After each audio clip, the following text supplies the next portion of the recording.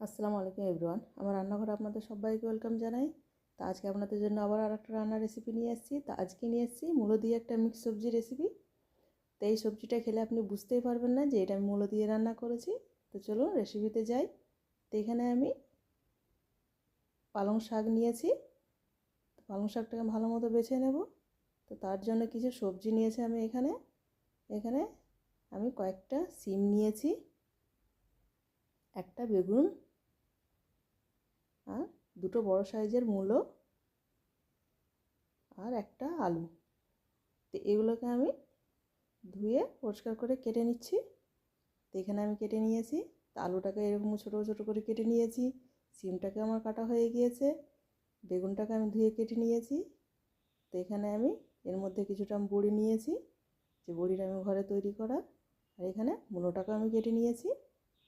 তো এখন গ্যাসে একটা আমি কড়াই চাপিয়ে পরিমাণ মতো সাদা তেল দিয়ে আমি তেলটাকে গরম করে নেব ভালো মতো। তো এখানে তেলটা আমার গরম হয়ে গিয়েছে। তো মূলোটা আমি এখন ভেজে নিচ্ছি। তো এর মধ্যে আমি আলুটাকেও দিয়ে দেবো।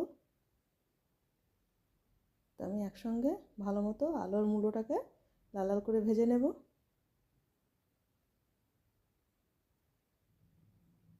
তো এখানে গ্যাসের ফ্লেমটাকে লো টু মিডিয়ামে রেখে আমি ভালো মতো ভেজে নিচ্ছি।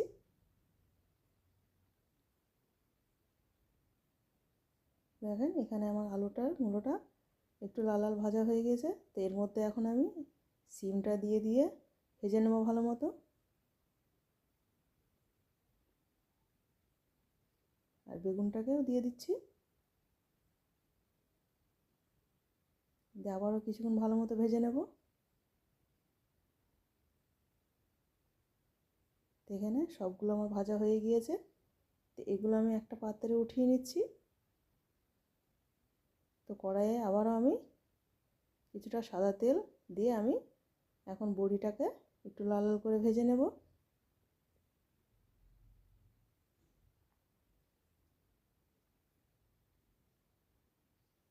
তো এখানে আমি বড়িটাকে লাল লাল করে ভেজে নিয়েছি। তো এটাকে আমি তুলে রেখে দিচ্ছি সাইডে। তো এখন আমি কড়াইয়ে পরিমাণ মতো সাদা তেল দিয়ে দিয়েছি এবং তেলটা গরম হলে এর মধ্যে একটা তেজপাতা আর একটা গোটা শুকনো লঙ্কা ভালো মতো ভেজে নেব।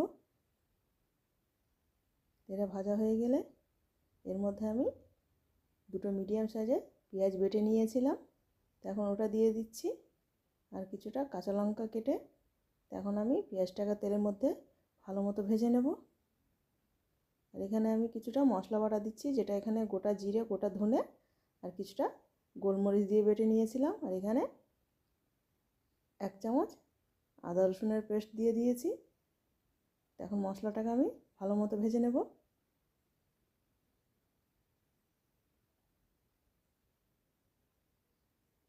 তো এখানে কিছুটা টমেটো কুচি দিয়ে দিচ্ছি। এখন আমি মশলার সঙ্গে টমেটোটা ভালো মতো ভেজে নেব। তো এর মধ্যে কিছু শুকনো মশলা দিয়ে দিচ্ছি। তো এখানে আমি পরিমাণ মতো লঙ্কা গুঁড়ো, পরিমাণ মতো হলুদ আর পরিমাণ মতো লবণ। এখন এগুলো ভালো মতো আবারও ভেজে নেব আমি।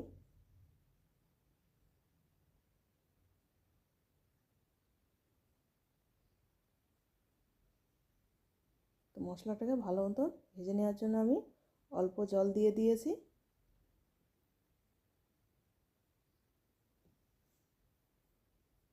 তো এখানে মশলা থেকে তেল ছেড়ে দিয়েছে, জলটা শুকিয়ে গিয়েছে। তো এখানে আমার মশলাটা ভাজা হয়ে গিয়েছে। তো মশলা থেকে যখন এরকম তেল ছেড়ে দিবে তখন জানবেন যে মশলাটা ভাজা হয়ে গিয়েছে। তখন আমি এর মধ্যে সব সবজিগুলো দিয়ে দিচ্ছি।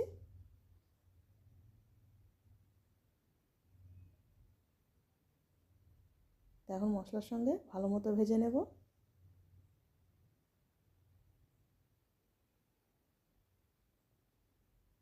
তো এটাতে আমি কোনো জল ব্যবহার করছি না রান্নাতে। তো এখানে মশলাটা ভালো মতো সবজির সঙ্গে ভাজা হয়ে গিয়েছে। তো এখন আমি এর মধ্যে পালং শাকটা দিয়ে দিচ্ছি। এখানে অনেকগুলোই মনে হচ্ছে পালং শাক, তো এখানে নাড়তে একটু অসুবিধা হবে, সেই জন্য আমি পালং শাকটা দিয়ে আমি কিছুক্ষণ ঢাকা দিয়ে রেখে দেবো। এখানে পালং শাকটা একদম নরম হয়ে গিয়েছে এবং পালং শাকে যে জলটা ছিল সেই জলটা পুরোটাই বেরিয়ে গিয়েছে। তো আমি এখানে কোনো জল ব্যবহার করিনি। এই যে জলটা বেরিয়েছে এতে আমি সব সবজিগুলো এর মধ্যেই সিদ্ধ করে নেব। তো আমি ভালো মতো সবজির সঙ্গে পালং শাকটাকে নেড়ে নিচ্ছি। এখানে নাড়া হয়ে গিয়েছে, তো আমি কিছুক্ষণ ঢাকা দিয়ে রেখে দেবো। তো ঢাকা খুলে আবারও আরেকবার আমি ভালো মতো নেড়ে দিচ্ছি যেন নিচে লেগে না যায়।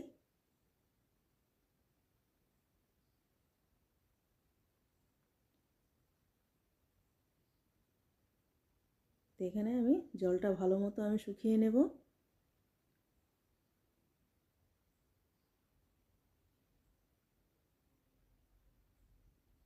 তো এখানে সবজিগুলো আমি আবারও কিছুক্ষণ ঢাকা দিয়ে রেখে দেবো।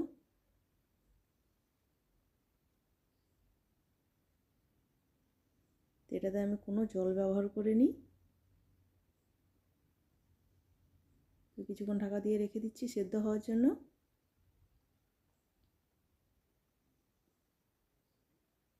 তো এখানে জলটা অনেকটা শুকিয়ে গিয়েছে। তো এখানে সব সবজিগুলো ভালো মতো সেদ্ধ হয়ে গিয়েছে। তো আপনাদের আমি দেখিয়ে দিচ্ছি, এখানে আমার আলুটাও সেদ্ধ হয়ে গিয়েছে এবং মূলোটাও ভালো মতো সেদ্ধ হয়ে গিয়েছে।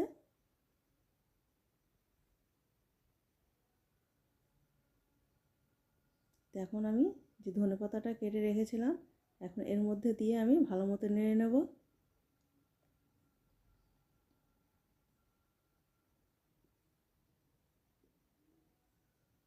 তো এখানে আমি ধনেপাতাটা ভালো মতো সবজির মধ্যে নেড়ে নিয়েছি। তো এখন আমি গ্যাসটাকে বন্ধ করে ঢাকা দিয়ে রেখে দেবো। তো এখানে আপনাদের দেখিয়ে দিচ্ছি আমার সবজিটা কমপ্লিট হয়ে গেছে রান্না। তো এখানে সবজিটা কত সুন্দর দেখাচ্ছে। তো একবারও হলে বানিয়ে খেয়ে দেখবেন। তো আমি আপনাদেরকে এটা প্লেটে উঠিয়ে দেখিয়ে দিচ্ছি। তো আমার রান্না যদি আপনাদের ভালো লেগে থাকে তো লাইক কমেন্ট শেয়ার এবং সাবস্ক্রাইব করে দিবেন, যেন আমি আপনাদের জন্য আরও নতুন নতুন রান্নার রেসিপি নিয়ে আসতে পারি। আর যদি কোনো রান্না আপনারা আমার কাছ থেকে দেখতে চান তো কমেন্টে লিখে জানাবেন, আমি আপনাদেরকে অবশ্যই রান্না করে দেখাবো। তো একবারও হলে খেয়ে দেখবেন রান্নাটা।